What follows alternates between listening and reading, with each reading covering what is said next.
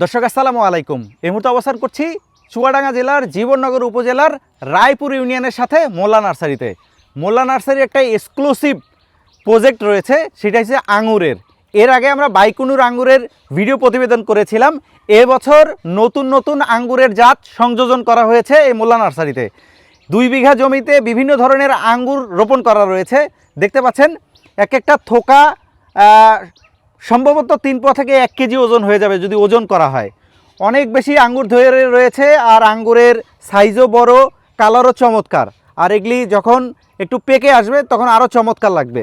এখানে আসলে কত বিঘা জমিতে আঙ্গুর চাষ করা রয়েছে, কি কি জাত রয়েছে, এগুলি কিভাবে পরিচর্যা করছেন, এই এত বড় বড় থোকা করতে গেলে কি কি পরিচর্যা করতে হয়, সার্বিক বিষয়ে জানানোর চেষ্টা করব।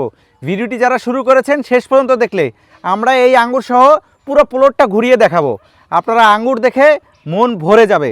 চাইলে এখানে এসে আঙ্গুরের প্রজেক্ট ভিজিট করতে পারবেন, এখান থেকে চারাও ক্রয় করতে পারবেন। চলুন তাহলে ভিডিওটি শুরু করা যাক। হৃদয় ভাই আসসালামু আলাইকুম। ওয়ালাইকুম আসসালাম। কেমন আছেন ভাই? আলহামদুলিল্লাহ, আমি ভালো আছি। আপনি কেমন আছেন? আছি ভাই আলহামদুলিল্লাহ। এই যে দেখতেছি আঙ্গুর আপনার থোকায় থোকায় ঝুলতেছে, জি, এটা আসলে কি জাতের আঙ্গুর ভাই? এটা মূলত হচ্ছে আমাদের গ্রিন লং। Green long? জি, গ্রিন লং।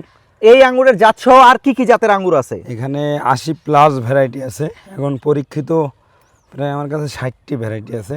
এই বছর মোটামুটি সব কয়টা জাতেই ভালো ফল আসছে। কিছু কিছু গাছে 30 কেজি, কিছু গাছে 20 কেজি, কিছু গাছে এভারেজ আমরা 20 কেজি করে ধরতে পারি।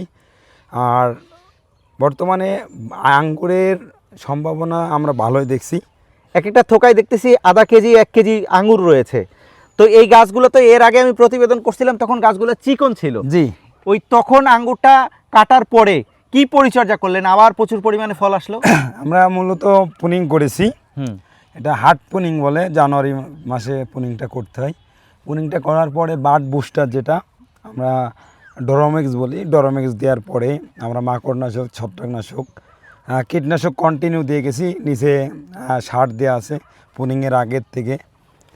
অবশ্যই গোড়ায় রিং করে সার দিতে হয়, গোবর সারটা বেশি দেয় আমরা। আর অন্যান্য রাসায়নিক সারটা একটু কম দেই। রাসায়নিক সার দেই আপনার হচ্ছে ফসফেট, এমওপি, তারপরে আপনার বোরন, জিঙ্ক, দস্তা, আনুষঙ্গিক মিরাকেল গ্রোথ, ক্যালসিয়াম, বিভিন্ন সার মিলায়ে 10-15 রকম সার মিলায়ে গোবর সাথে সাথে মিশ্রণ করে তারপরে গোড়ায় রিং করে খুঁড়ে দিয়ে মাটি দিয়ে ঢেকে দিই 3 মাস আগে। 3 মাস পরে যে আমরা পুনিং করা শুরু করি। পুনিং করার পরে আস্তে আস্তে ফুল বেরোয়, ফুল থেকে আপনার ফল হওয়া শুরু হয়। আর এই যে আপনি গ্রিন লংটা দেখছেন, এটা যদি আমি একটু বীজ দিতাম বা এটা মোটা করার জন্য আমরা যদি ভিটামিন বা জিব্রেলিক দিতাম, তাহলে এই থোকাটা আরও বড় হতো। কিন্তু ভাই আপনি যে বড় করবেন কিভাবে? আপনার তো আঙ্গুর গিজ গিজ করতেছে, এখানে তো এই যে হাত দিয়েও নড়ানো যাচ্ছে না, এটাই এত বেশি পুষ্ট হয়েছে আসলে থোকাগুলো। আপনাকে একটা জিনিস বলি, যেরকম ড্রাগন আপনার এভারেজ একটা ড্রাগন 200 থেকে 300 গ্রাম হতো, সেই ড্রাগন এখন কত 1 কেজি হচ্ছে না। তা এরকম এই আঙ্গুরের থোকা এতটুক দেখছেন, এই থোকাটা এতখানি হবে এবং আঙ্গুরগুলা মোটা মোটা হবে। মানে হরমোন দেওয়ার কারণে আপনার থোকা বড় করে ফেলছে। মানে আমরা যে ভুলটা ড্রাগনে করেছি, সেই একই ভুল আপনার আঙ্গুরে করতেছে। আমাদের এখনকার যে কিছু চারা ব্যবসায়িক আছে যাদের লোভ বেশি, তারা এই কাজগুলো করছে। আপনার বাগানে একটু ছোটো থোকা আপনার থেকে আঙুর নেবে না, বড় থোকা নেবে, কিন্তু আপনি নিয়ে যেতে বড় থোকা করতে পারবেন না। জিব্রেলিক যদি আপনি স্প্রে করেন, আমাদের বাংলাদেশে অনেক ছাদ বাগানি, অনেক বাগানি কী করেছে এবছর, জিব্রেলিক দেওয়ার কারণে থোকাগুলো পুড়ে গেছে, নষ্ট হয়ে গেছে, এর থেকে একটু থোকা। তাহলে আমি জিব্রেলিক দেওয়া বাদেই যদি আমার ফল ভালো হয়, আমারটাই বলো বীজ আছে, আর আপনি যদি এটা জিব্রেলিক দিতাম তাহলে বীজ থাকতো না, রিমুভ হয়ে যেত। কিন্তু সেক্ষেত্রে তো আঙ্গুরের মানটা কমে যাইত। মান না, আমি বলি এটা যখন মানুষ বুঝে যাবে বা এটা যখন জানবে যে এটা জিব্রেলিক, সেই ড্রাগন বড় করার যে হরমোন দিয়ে আঙ্গুর বড় করছে, তখন তো আর মানুষ দেশে আঙ্গুর খাবে না। তখন এই ড্রাগনের বাজার 400 টাকার ড্রাগন যখন 30 টাকায় আনিছি আমাদের বাঙালি, তো এই আঙ্গুর 400 টাকার আঙ্গুর 20 টাকা কেজি বিক্রি করবে না আমার বাঙালি, আমি কিভাবে বুঝবো? কিছু অসৎ ব্যবসায়ী, সারা ব্যবসায়ীর কারণে আমাদের এই সমস্যা হচ্ছে। আচ্ছা, আরেকটা বিষয় বলবো। এই যে গাছটা আছে অনেক বড় গাছ, জি, ফলও উষ্টপুষ্ট, অনেক বেশি ফল। জি, এই গাছে আসলে পানি কিরকম দিতে হয় ভাই? এটা আছে আপনার জমির উপরে নির্ভর করে। জি। আপনার এই জমিতে আপনি আর্দ্রতা কেমন আছে, বা আমরা এখন দেখতেছেন রস আছে, জি এটা আমরা যদি মনে করেন যে যদি শুকাই যায় তখন আমরা আবার সেচ দেবো, সেচ দিয়ে এখন আবার রাসায়নিক সার দেবো। আমরা এই যে আগাছা দমন করে রেখেছি নিরাই, এখানে কোনো ঘাস পচা বা ঘাস স্প্রে করা যাবে না, পচার স্প্রে। এটার আঙ্গুরের শিকড়, যারা লাউ চাষ করেন বা লতা জাতীয় ফসলে আপনার পচা বা পুরা ওষুধ ব্যবহার করা একবারে সম্পূর্ণভাবে নিষেধ। আপনি যখন ফুল আসার সময় যদি এই গাছে স্প্রে করেন, গাছের ফুলগুলো অটো পুড়ে যাবে, গাছগুলো আড়াই যাবে, গাছগুলো হলুদে আস্তে আস্তে নষ্ট হয়ে যাবে। আচ্ছা, আর একটু বিষয় বলবেন। অনেকেই আছে যারা নিচু অঞ্চলে, নিম্ন অঞ্চলে বসবাস করে, তাদের ওইখানে পানি উঠে, তারা কি এই আঙ্গুরটা রোপণ করতে পারবে? অবশ্যই পারবে। তাদের জন্য হয় নান্দার ব্যবস্থা করতে হবে, হয়তো বা জিও ব্যাগ 25 গ্যালন। আপনি ইচ্ছা করলে ওই যে আমরা রিং করি না, রিং হ্যাঁ, সিলাপ, মানে- রিং সিলাপ দিয়ে 2টা করে দিয়ে উঁচু করে দিয়ে আমরা লাগাইতে পারি। সেক্ষেত্রে হচ্ছে গাছের গোড়াও পচবে না, ফলও থাকবে। ভালো থাকে। আচ্ছা, পানি দিলে পানি জমায় রাখতে হবে গাছের গোড়ায়, না এক পাশ থেকে বের করে এক দিতে পাশে হবে? বেরিয়ে যায় আমাদের জমি। আচ্ছা দর্শক, আমরা এতক্ষণ তো গাছ সম্পর্কে একটু ধারণা দিছি, আমরা একটু ঘুরে দেখার চেষ্টা করব কি কি ধরনের আঙ্গুর আছে। এই পাশে একটা আঙ্গুরের গাছ আছে ভাই, এই গাছটা একটু দেখি। আচ্ছা ভাই, এই যে দূরত্ব কতটুকু রাখছেন? এখানে দূরত্বে আছে আপনার 5 হাত বাই 5 হাত। 5 হাত বাই 5 হাত। জি। এইটা কি জাতের আঙ্গুর? এইটা ওটা একই, আপনারা যেটা এইটা দেখেন। Green long. জি, এইটা হচ্ছে দেখেন, এই আঙ্গুরটা হচ্ছে কেবল কালার আসা শুরু হয়েছে। আচ্ছা, এটা কি আঙ্গুর? এটা আছে বাইকেনুর, এটা বাইকেনুর। হ্যাঁ। মানে বাইকেনুরের রং কি আগে আসে? কালার আসে। আর এদিক থেকে একটু দেখান, এই যে আপনার এই আঙ্গুরটা যখন কালার আসছে, এটা আমার নেটটা কালকে দিয়েছি, কালার আসার আগে পাখিতে নষ্ট করে দিয়ে অনেক আমার আঙ্গুর খেয়ে নিয়েছে কালকে। আমি নেট দিয়ে দিয়েছি ওপরে, অলরেডি 4-5 মশারির মতন ঢেকে দিয়েছি সারা বাগানটা। আঙ্গুর চাষ করলে হবে না, আঙ্গুর পরিচর্যা, আঙ্গুরের কি খরচ, এটাও আমার জানতে হবে।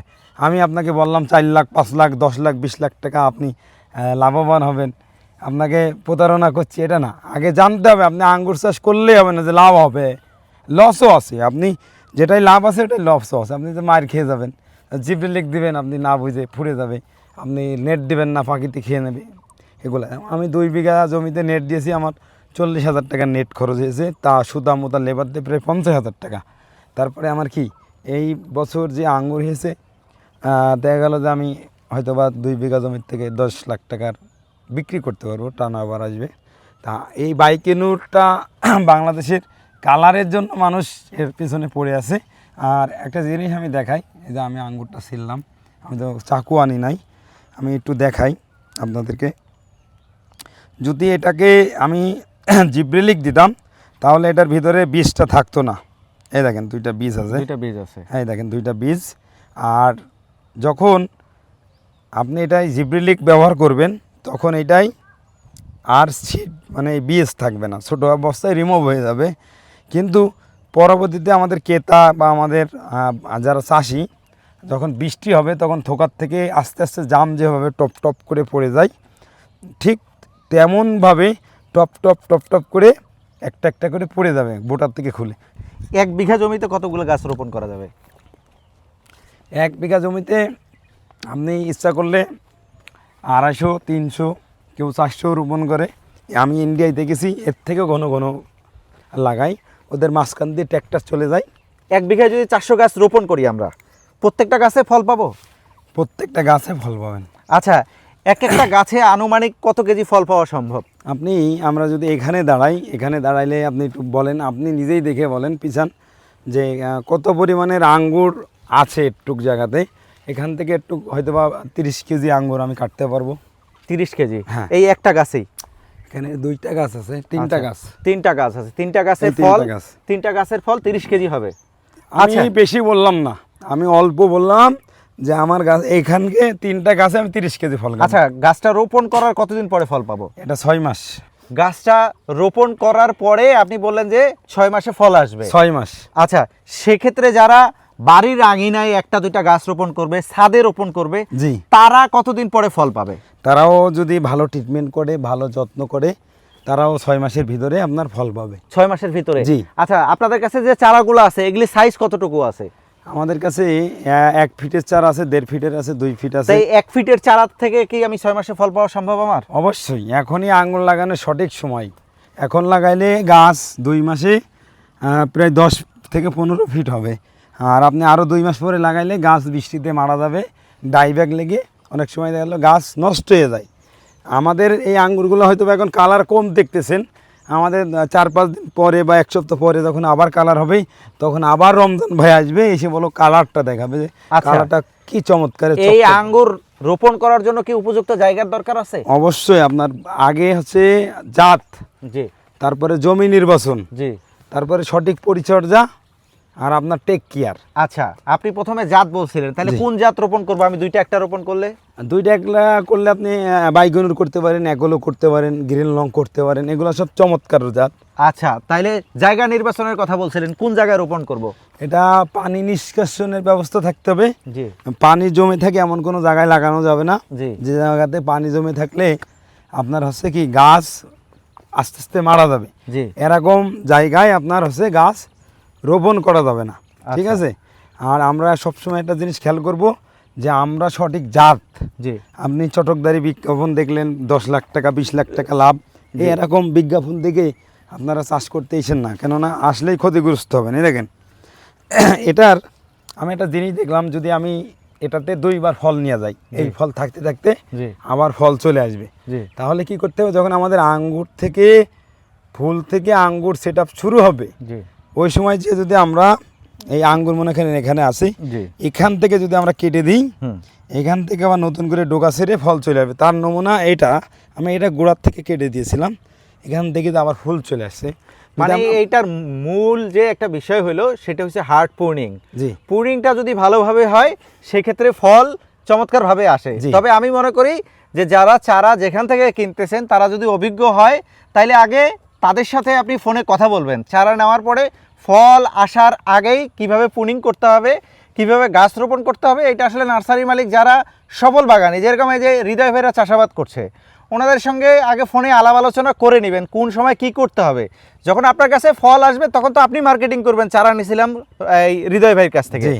এই জন্যে আঙ্গুরের চারা কেনার পরে কিভাবে রোপণ করবেন, কিভাবে প্রুনিং করবেন, কিভাবে সার কীটনাশক দিবেন, এটা আগে হৃদয় ভাইয়ের কাছ থেকে জেনে নেবেন। অবশ্যই। আচ্ছা, এই পাশে আর একটা আঙ্গুর দেখতেছি, এটা কি একই জাত?